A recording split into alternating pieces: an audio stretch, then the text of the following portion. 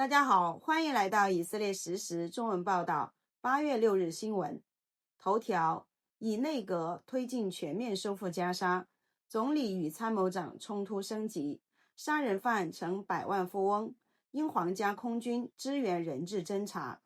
国防部官方消息，以军缴获大量恐怖资金与武器。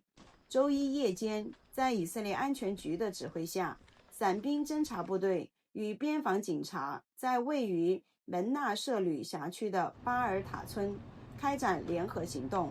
部队搜索了50多座建筑，查获并没收了作战装备、数十万恐怖资金，并逮捕了2名涉案嫌疑人。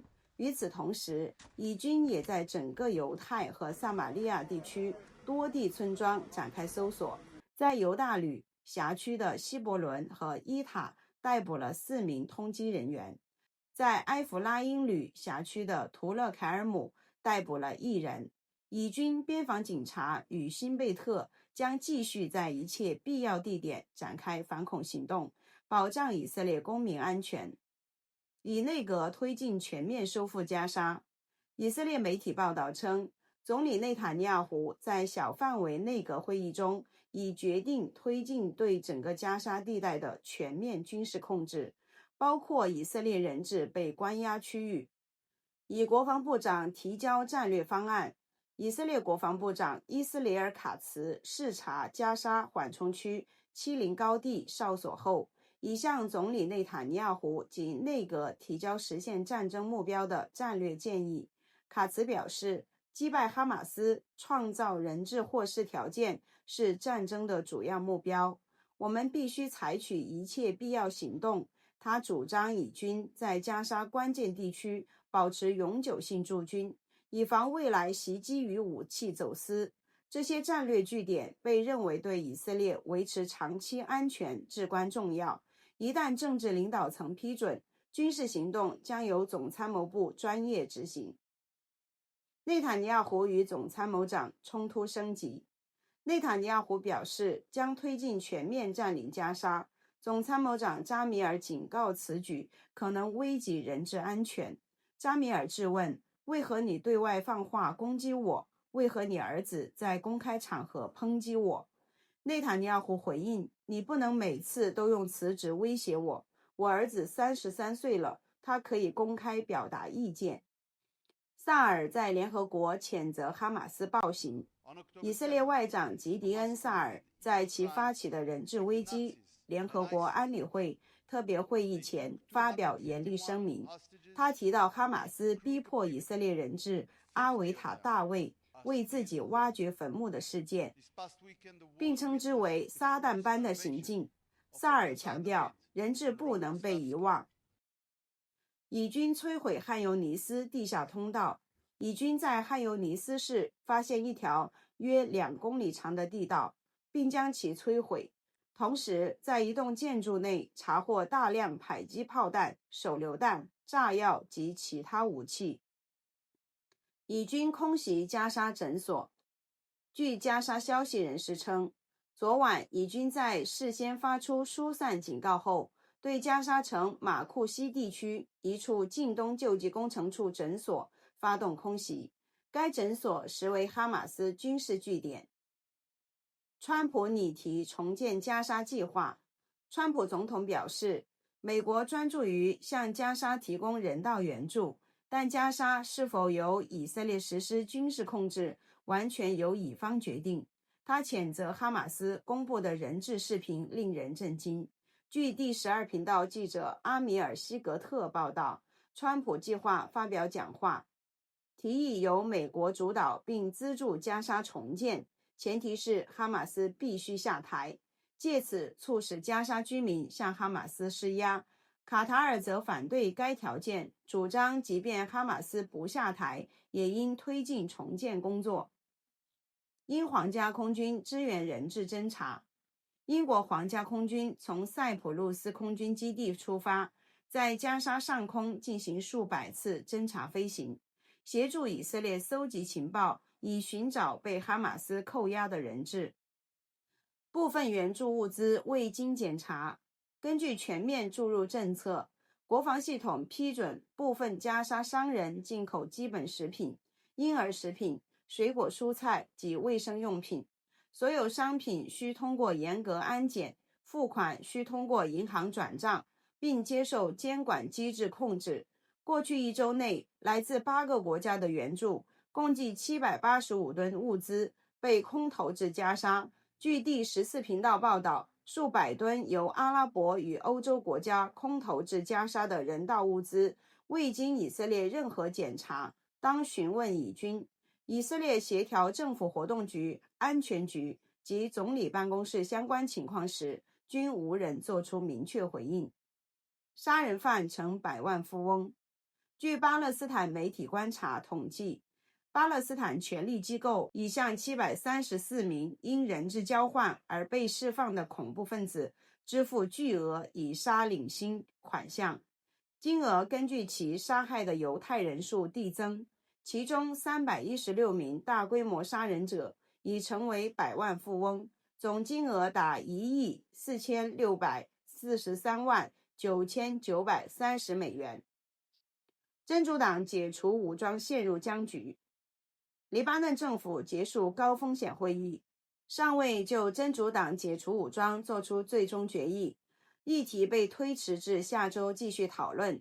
黎巴嫩总理表示，国家将全面负责安全与边界，并执行联合国1701号会议。政府决定继续就美方提出的解除武装方案进行讨论。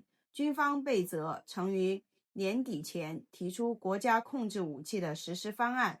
在内阁关键表决前，黎巴嫩军方已控制贝鲁特重要政府建筑，并在首都政府机构周边加强部署。现场聚集大量真主党支持者，部分区域已被封锁。司法部长阿德尔·纳萨尔表示，我们将要求确切的解除武装时间表，不会允许真主党将国家拖入毁灭。真主党总书记纳伊姆·卡西姆则回应称，只要以色列的侵略持续，我们就不会接受任何解除武装的时间表。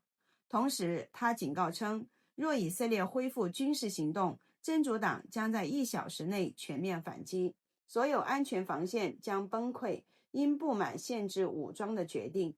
会议中，真主党与阿麦勒运动的2位部长中途退席，定点清除真主党联络员。据报道，黎巴嫩巴勒贝克布里塔勒地区的胡萨姆·戈拉布被精准消灭，他是真主党与伊朗圣城旅的联络员，隶属高度机密的1900部队，负责向地区代理人走私武器。伊朗设拉子军火库发生爆炸。伊朗设拉子市一座军火库发生爆炸，详细情况尚未公布。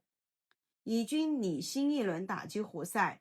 据以色列14频道报道，在胡塞武装的持续威胁与地区局势不稳定的背景下，以色列国防军正筹划对胡塞武装发动新一轮打击，以驻希腊使馆人员撤离。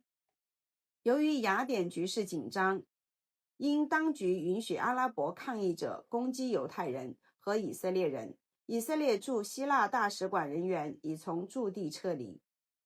纳哈里亚军事演习。以军今日将在纳哈里亚市区进行军事演习，上午至下午期间将有大量军警人员、车辆、船只及飞行器活动，属例行演练。以军禁中国制造车辆入营。出于对信息泄露的担忧，以色列国防军决定禁止中国制造的车辆进入军营，原因是这些车辆的摄像头和传感器可能存在安全隐患。挫败东耶路撒冷恐袭计划。安全部队在东耶路撒冷一名居民家中搜查时，发现武器、弹药、面罩及武器配件，该居民被当场逮捕。以警方破获重型武器库。在阿拉伯裔以色列城市巴卡巴尔比耶，联合安全部队在一次行动中缴获3支卡拉什尼科夫步枪、3支 M16 步枪、1把格洛克手枪、多支弹匣、大量弹药、武器部件和1.5公斤炸药。3名嫌疑人被逮捕。总检察长批评政府。总检察长致信高等法院指出，政府未能积极推进对哈雷迪逃避兵役的制裁措施。民主党领袖声明。民主党领袖亚伊尔·戈兰表示，拉姆党领袖曼苏尔·阿巴斯是下一届联合政府的自然候选人，同时他指责贝内特的政党是导致上届变革政府垮台的重要原因。以色列经济表现强劲。彭博社报道指出，尽管经历2年的多线战争，以色列股市持续上涨，谢克尔保持强势，外国投资依然活跃，经济整体表现良好。胡塞或在安息日袭击。根据统计分析，胡塞组织的袭击目前大约每4天发生一次，上一次袭击发生在昨日早晨。若这一模式不变，下一次袭击可能落在本周安息日。悼念阿列尔·比巴斯。昨日原本是阿列尔·比巴斯6岁的生日，他本应与家人和朋友一起庆祝，但在去年10月7日，他被哈马斯从家中绑架，并在之后被徒手勒死，而凶手行凶的时候却面带笑容。总结：以色列推进全面收复加沙，总理与总参谋长爆发冲突，以军持续反恐，摧毁地道，缴获武器资金。川普拟提重建加沙计划，英军协助人质侦查。黎巴嫩真主党解除武装，陷入僵局。伊朗军火库爆炸，以军拟打击胡塞，以经济强劲，内部政治紧张。感谢您的收看，请持续关注我们的频道，我们将实时连接世界与以色列。再见。